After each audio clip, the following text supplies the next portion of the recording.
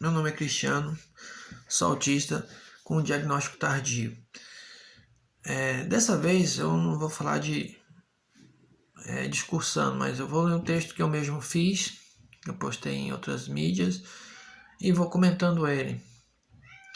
O título é Racismo e Afins, no ponto de vista do TEA, pelo menos no que me concerne. No meu ponto de vista, nunca consegui menosprezar alguém por ter mais ou menos melanina. Isso para mim não faz o menor sentido. O máximo que fazíamos quando eu era criança e adolescente, né, no começo da fase adulta, era colocar apelidos, tudo baseado em característica, né, mais discrepante da pessoa. Então era negão, neguinho, mudinho, ceguinho, aleijadinho, pudim, pezão, careca, branquela, azedo, preta. Preta quer dizer não era mulher preta, era porque um rapaz tinha uma mancha preta nas costas, a gente chamava de preta. Zé, bujão, ferrugem, pouca telha, japa, coreia, peruca, adivinha? Peruca, né? Careca, galo, que tinha um caroço na cabeça, rodada, né? Aquela menina rodada, seu madruga, o pegador e o maromba. Então, tinha isso. Isso acontecia quando a gente, no nosso dia a dia, né? A gente se encontrava, então a gente tinha esse linguajar. E acontecia na maior parte do jogo. Então, quando a gente pedia a bola, careca, pega, manda a bola e tal. Mas quando a gente perdia, então era FDP, seu bosta, seu cuzão, amarelão, fraco, frango. Então, cara, a gente se tornava os piores inimigos. Eu não queria ver a pessoa, porque ela foi responsável por eu pegar mais 5 próximas. Era muita criança, era muito próxima na época. E então, pronto, a gente ia pro sorteio de novo e às vezes caía no mesmo grupo e esquecíamos tudo, voltava os apelidos de antes. Cara, no meu mundo sempre foi assim. Nunca deixamos de escolher alguém por preferências sociais, mas escolhíamos os melhores para ganhar a partida. Independente de serem gordos, baixos, altos, homens, mulheres, magros, ricos, pobres, no final, cara, a gente queria ganhar a Coca-Cola ou os 10 reais valendo. Ali, por causa de 10 reais, a gente matava, a gente fazia horrores. Tá? As faltas eram faltas assim de mandar alguém para o hospital, mas era para ganhar. Assim era a vida, nada muito sério. Tudo acabava e terminava e começava no final de semana ou naquele dia. Quando eu cheguei na fase adulta, não mudou quase nada. Trabalhei com todo tipo de pessoas. Ricos, pobres, playboys, branco, preto, negro, marrom, azul, playboy, prostituta, cafetão, estrangeiro, sardento, com síndrome de Down, autista. Hoje é DI, mas antes a gente falava de retardado, gordo, magro, aqueles magros anorexicos que tinha problema mesmo, aidéticos, cancerosos, sadios, neuróticos, traficantes, bandidos, ladrões, assassinos, todo tipo de gente. Não tinha nenhum com quem eu não trabalhei, porque eu vivi meio que numa cidade fora da capital, né? Mais longe da capital, e tinha mais esse tipo de gente. Inclusive eu também. O que realmente me incomodava nesse grupo todo, que realmente me deixava incomodado demais, eram as pessoas que eu categorizei como pessoas difíceis. Quem são elas? Rebeldes. Rebelde é o cara que mais me chateava, é o do contra, é o que sempre dava problema pra gente. Então a gente perdia porque o cara dava a bola. A gente perdia a partida porque ele dava um jeito, o juiz não deixava. Pessoas que estragavam toda a brincadeira e estragavam toda a profissão. O cara sabotava o próprio trabalho, cuspia no prato lá da cozinha. São pessoas que eu não gosto de lidar. Pessoas rebeldes. Rebelião eu não gosto.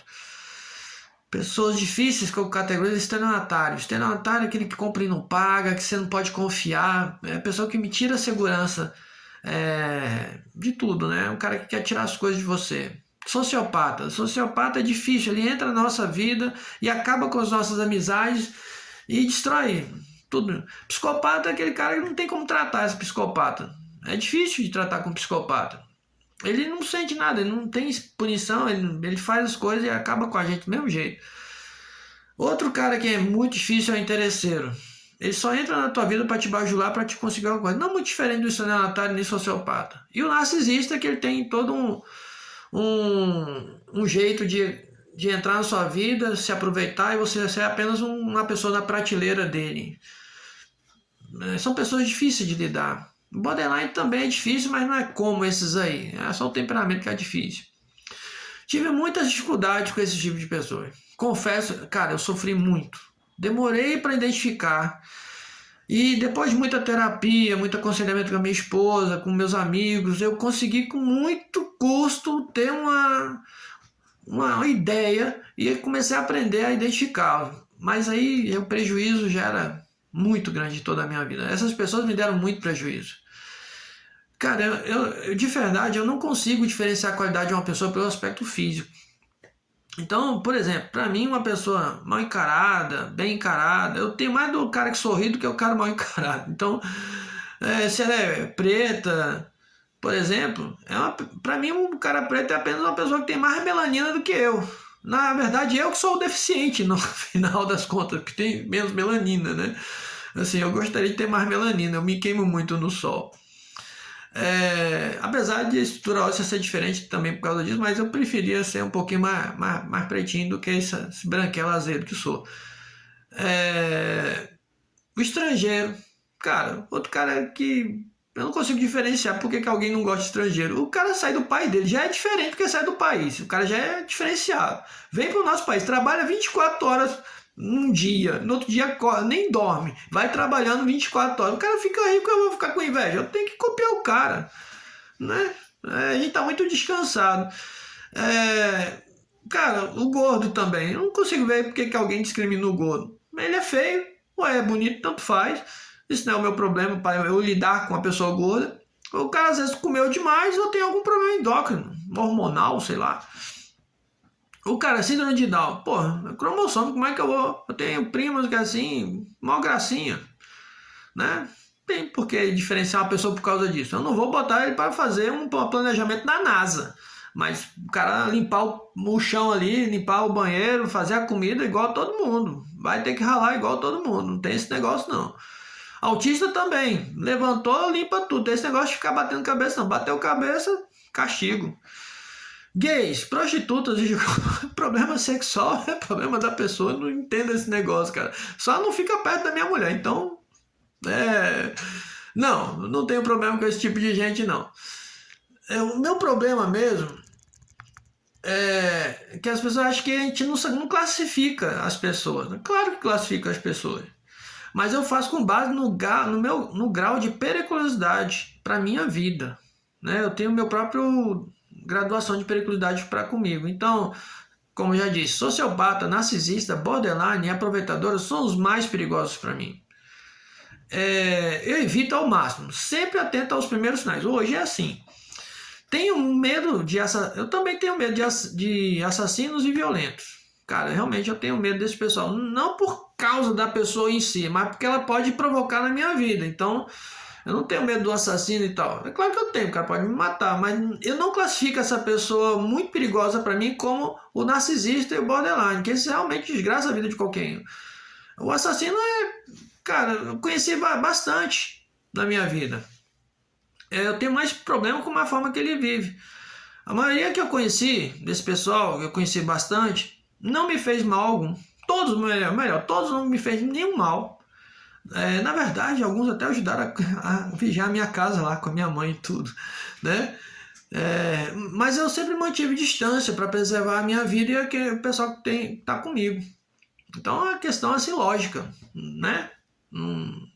Eu tenho mais aversão aos narcisistas, sociopatas, esses de mau caráter, do que eu tenho menos aversão. Eu não tenho aversão com esse pessoal assassino. Não gosto que ninguém roube nem mate. Mas eu não classifico a pessoa muito perigosa para minha vida pessoal por causa disso. Só para minha vida carnal mesmo, tirar a vida. Vida social não. A maioria que conheci não me fez mal nenhum, mas mantinha preservar a minha vida. No futebol, por exemplo, no futebol e no vôlei, todos eram iguais. Só diferenciavam pela técnica. Então, respeito se conquista com competência e honra. Então o traficante e assassino ficava no banco de reserva. Com muito treino, consegui verificar a reputação das pessoas antes. Foi difícil entender isso, pois achava o julgamento das pessoas muito duro. Porém, depois de muito apanhei muito, percebi que os dados colhidos, as opiniões das pessoas à minha volta, deviam pesar também no meu julgamento. Afinal, meu coração é enganoso, então comecei a perceber que eu poderia confiar mais nas pessoas à minha volta. Afinal, as pessoas à minha volta, sempre as que ficaram, são pessoas excelentes e queriam muito o meu bem. A maioria delas. Então, comecei a confiar neles também, nesse ponto cego que eu tinha, e comecei a olhar pelos olhos deles. Isso me ajudou bastante nessa coxa de segurança que eu acabei formando. Bom, eu não consigo ver a lógica nesse apartheid que a gente vive hoje, inclusive nas mídias sociais. Não consigo mesmo. Fora a camada carnal e óssea, cara, a nossa alma é do mesmo tamanho, mesmo peso, e veio do mesmo criador. Então não há porque um achar que é melhor do que o outro. Agora vamos botar o sistema nervoso, só o cérebro e os nervos. Tudo na mesma cor, mais ou menos mesmo peso, mesma densidade, não muda muito. A única coisa que muda mesmo é a sinapse. Aí muda bastante, que é o que faz diferenciar bastante a vida da pessoa. Mas fora isso, a gente é muito parecido, se não igual. A parte carnal, a parte externa. Cara, a própria Leonardo da Vinci já mostrou que beleza e matemática é muito parecido, então, e é passageiro também. A gente vai morrer um dia. Uma ameba, um vírus acaba com o mais forte dos homens, né, a mais bonita das mulheres. E uma piscada de Deus, você, já era. Não tem para onde ir. Então, por mais rico, bonito ou branco, cara, a gente vai virar a mesma comida de minhoca do traficante, prostituta, mau caráter, narcisista, branco, preto, todo mundo vai virar comida de minhoca. Então, cara, para mim é perda de tempo, é ridículo, baseado em medo, insegurança ou condicionamento mental familiar ou social. Não prosperará quem pensa ser mais do que é. Não prospera. É uma experiência de 50 anos, uma visão minha. Vendo tudo isso, igual em Eclesiastes, cara, é ridículo, é perda de tempo, é vaidade, é correr atrás do vento. Bom, essa é a visão de um TEA, pelo menos no meu caso. E concluindo, acredito que dá para notar que o TEA se baseia em, eu classifiquei em 4 pontos. Pensamento lógico e justiça. Não seguir cegamente as normas sociais, quer dizer, não vai muito conforme a maioria das pessoas. Ter uma empatia cognitiva, que é diferente da empatia emocional. Eu compreendo a injustiça de maneira lógica, o que torna todo tipo de preconceito uma indignação. É uma insensatez, né? Eu não consigo entender como é que a cor de uma pessoa define o caráter dela. Então, eu já conheci pessoas brancas que me fizeram muito mais mal do que pessoas pretas. Então, a questão de melanina não define. Não consigo ver a definição de uma pessoa pela cor de melanina. O albino, por exemplo, coitado, deve ser a pessoa mais perfeita do mundo, baseada em quantidade de melanina. Se o preto é ruim, o branco é bom, então o albino deve ser um anjo, se for nessa lógica. Não faz sentido nenhum. A própria discriminação. Bom, agora percebo o quanto agora eu percebo o quanto que eu fui rejeitado e eu nem sabia. Então, muitas vezes eu fui rejeitado, jogado fora, e eu não tinha visto. Quando eu fui olhar para trás, consegui ressignificar essas memórias e vejo que sofria. Eu sofria, mas não sabia por que estava sofrendo. E agora eu sei o motivo. Muda bastante, consigo perceber muita gente sendo jogado fora de loja por causa de novo, por cor de melanina ou porque o cara é down, velho. É uma coisa ridícula, não consigo imaginar como o ser humano é tão pequeno e mesquinho. No final, com esse texto, com essa postagem, eu espero contribuir para que outros entendam um pouco mais quando um portador de TEA fizer algum comentário politicamente incorreto. E isso é verdade.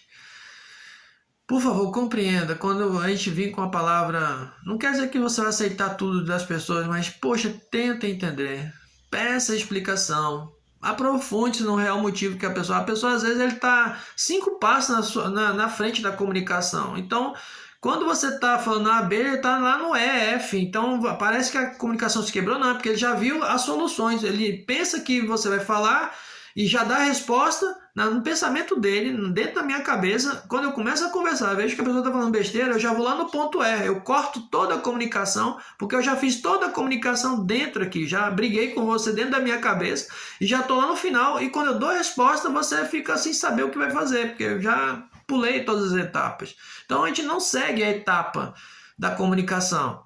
Muitas vezes eu adianto como se já soubesse que você fosse falar a 7 passos adiante, e geralmente é o que é mesmo, que torna muito enfadonho qualquer tipo de comunicação com o TEA. Afinal, ter jeito social não é meio um forte nosso. Ajuda nós aí. Busca a gente lá da fase E e volta a gente para a fase B e C. Vamos tentar andar junto. Às vezes a gente nem anda mais rápido, na verdade a gente pula as etapas. O autista geralmente ele começa engateando, não, ele de neném ele já vai andando, ele não passa pelo engatinhar, e já vai andando não, já vai correndo, foi assim com meu filho. Ajuda bastante ter essa compreensão misericordiosa, para que toda vez que você for conversar com o autista, chame ele para mais devagar, mais passo a passo, que não pule tantas etapas. Parece até que está mudando de assunto. E realmente já mudou mesmo. Porque ele já concluiu aquele assunto, já está na outra conversa. Ele já concluiu na cabeça dele, né? Eu já concluí na minha cabeça todos os assuntos que eu estava conversando com você e já estou no próximo assunto. E acho que esse vídeo se torne um próximo assunto. Eu vou concluir agora. Obrigado pela atenção, espero ter ajudado. De novo, trejeito social não é o nosso forte, mas poxa, cara, pensa a maior parte dos TEAs são pessoas extremamente que proporcionam a você segurança e previsibilidade. Falou?